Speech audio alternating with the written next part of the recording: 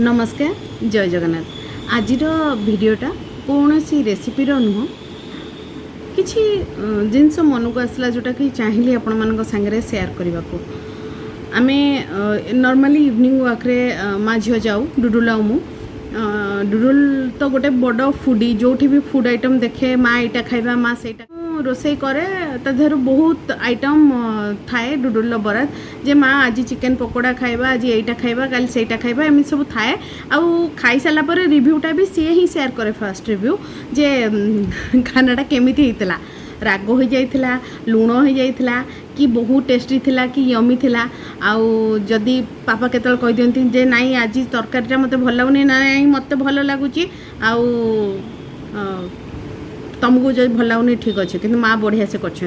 छाड़न से कथा आज टॉपिक किंतु सेटा नथिला टॉपिक थिला जे आमे जेतेबेले जाइकी पहुँचलु छतु दुकान पाखे देखिलु गोटे 80 ରୁ 85 वर्षर बुढ़ी स्त्री लोकटे रास्ता कड़े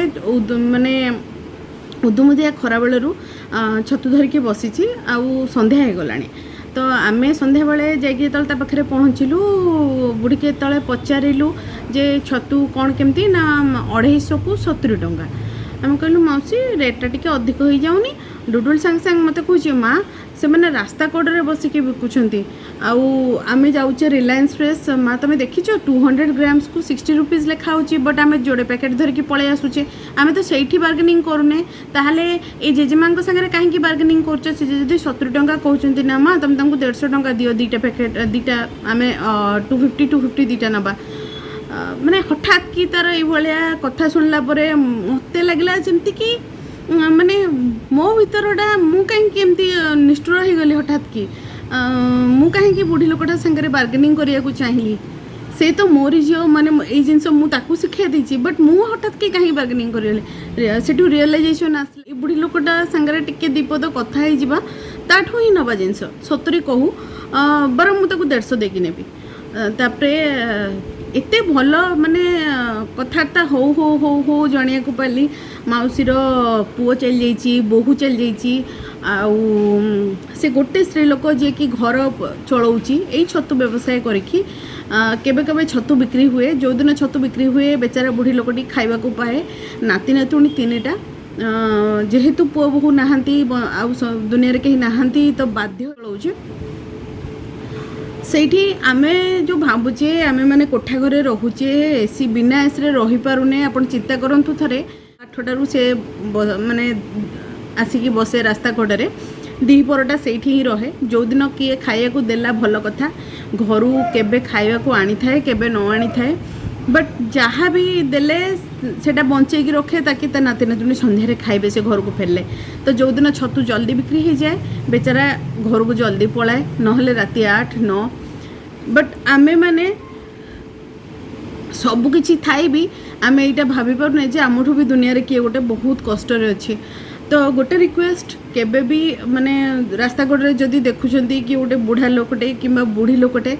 जदि किछि सेल करूछि ताठू किनिबा को चेष्टा करंतु तो फाइनली आमे डुडुल मोर दिजन जाक किणिकी आसिलु जिनस मौसी को 150 टंका भी देलु बट मौसी कहले मोर प्राप्य माँ 140 टंका आउ मु 140 ही नेबी मु कहली ठीक अच्छे मौसी तुम 140 रख आउ तुमको मु बिस्किट पैकेट दौची गोटे ताकू नहीं जाओ ना ना माँ मुझे तोठू किसी नेबिनी मुझे नाई मौसी एटा तुम नुह नाती नातुणी मान तो माने से टाइम रे मुहर जो हसटा थिला ना जो खुशीटा थिला माने मते मो हाथटा को धरी पकेले मो मुंड को दिथर थापुड़ी देले कहले माँ तो भले जदि समस्ते भावते ना ताहले आम मैंने गरीब होकर रहतुनी माँ एटलिस्ट आम दुखटा दूर हो जाता डुडुल को भी कुंडे धरी पकेले तो मुझे को शब्द पाइली नहीं जे माने ये जिनटा मुझे सागर एपाई सेयार करुँची ताकि माने